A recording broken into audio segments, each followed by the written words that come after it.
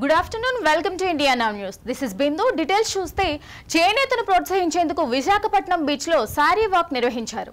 3 కిలోమీటర్లు సాగిన ఈ వాక్ లో సుమారు 10,000 మంది మహిళలు యువతులు పాల్గొన్నారు. The spirit of Vizag society ఆధ్వర్యంలో జరిగిన కార్యక్రమానికి హోంమంత్రి అనిత ముఖ్య అతిథిగా హాజరయ్యారు. ఈ కార్యక్రమంలో మహిళలు యువతులు వివిధ సాంప్రదాయ వస్త్రాలను ధరించి సందడి చేశారు.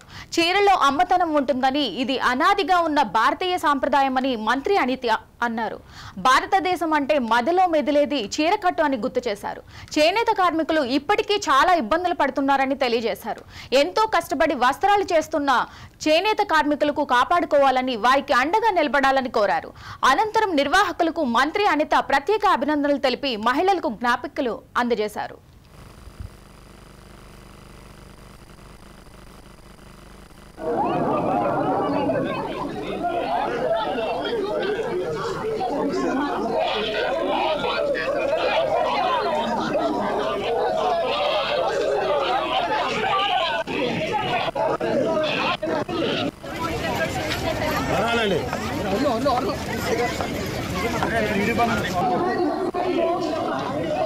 ఈరోజు స్పిరిట్ ఆఫ్ వైజాగ్ సొసైటీ వాళ్ళు చేస్తున్న ఒక మంచి కార్యక్రమానికి వాళ్ళకి ప్రత్యేకంగా నేను ధన్యవాదాలు, నమస్కారాలు తెలియజేసుకుంటున్నా. ఈ రోజు మన దగ్గర చూస్తే చేనేత రంగాలు వాళ్ళకి ఈ రోజు మనం కట్టుకున్న ఈ చీర వాళ్ళు నేసేటప్పుడు వాళ్ళ తాలూకా ఆకలి, వాళ్ళ తాలూకా జీవన విధానం, వాళ్ళ తాలూకా ప్రేమ, వాళ్ళ తాలూకా ఆప్యాయత అంతా కలుపుకొని ఆ చీరలను నేచి ప్యాకెట్ లో పెట్టి మన దగ్గరికి వస్తే అది కూడా మనం అంతే ఆప్యాయంగా మన ఒంటి మీద ధరించిన తర్వాత నిజంగా వాళ్ళకి ఇచ్చిన ఒక సరైన బహుమతి ఆ చేనేత కార్మికులకి. ఈ రోజు పరిస్థితి ఏంటంటే సుమారుగా 8% దగ్గర 5 లక్షల నుంచి 8 లక్షల వరకు ఉన్న చేనేత కార్మికులు ఈ రోజుకి కూడా చాలా ఇబ్బందులు పడే పరిస్థితి.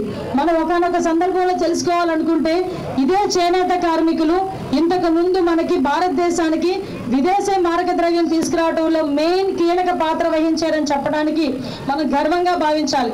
ఎందుకంటే అటువంటి పరిస్థితుల నుంచి ఈరోజు చేనేత కార్మికులను కాపాడుకోవాలి, చేనేత కార్మికులకి మనం అందరం కూడా అండగా నిలబడాలి అనే పొజిషన్కి వచ్చిందంటే ఒక రకంగా మనం బాధపడాల్సిన విషయం. పరేం లేదు, మేమందరం ఉన్నామని చెప్పి మీలాంటి మహిళలందరూ కూడా ముందుకొచ్చి నిలబడటం కూడా ఒక మంచి పరిణామం. ఒక చేనేత కార్మికుల సంగతి నేను చూస్తూ ఉంటాను. నా కాన్స్టిట్యున్సీలో కూడా చాలా మంది చేనేత కార్మికులు ఉన్నారు. వాళ్ళు ఎటువంటి బాధలు పడతారంటే ఒక చీర నేయటానికి దగ్గర 20 రోజులు పడుతుంది. 20 రోజులు కూడా వాళ్ళు ఒక చిన్న అండర్ గ్రౌండ్ దగ్గర ఒక మగ్గం వేసుకొని ఆ మగ్గంతో చేతికి కాలుకి కూడా 24 గంటలు వాళ్ళు మూమెంట్ ఇస్తేనే కానీ, మనం ఒక గంట నడిస్తేనే మనం ఇబ్బంది పడతాం. ఆ మూమెంట్ ఇస్తేనే కానీ ఒక చీర నేయటం అవ్వదు. వరదలు వచ్చినా, వర్షం వచ్చి చిన్న వర్షం వచ్చినా, వరదలు వచ్చినా ఫస్ట్ మునిగిపోయేది చేనేత కార్మికుల మగ్గాలకు సంబంధించిన ఆ ఎక్విప్మెంటే. అటువంటి పరిస్థితుల నుంచి కోవిడ్ లాంటి విపత్కరమైన పరిస్థితుల్లో కూడా వాళ్ళు తట్టుకొని నిలబడి ఈ రోజు మనందరికీ కూడా ఒక సాంప్రదాయాన్ని గౌరవించడమే కాకుండా ఇదే భారతదేశ సాంప్రదాయం అని ఎన్ని ఇబ్బందులు ఎదుర్కొన్నా కూడా ముందుకు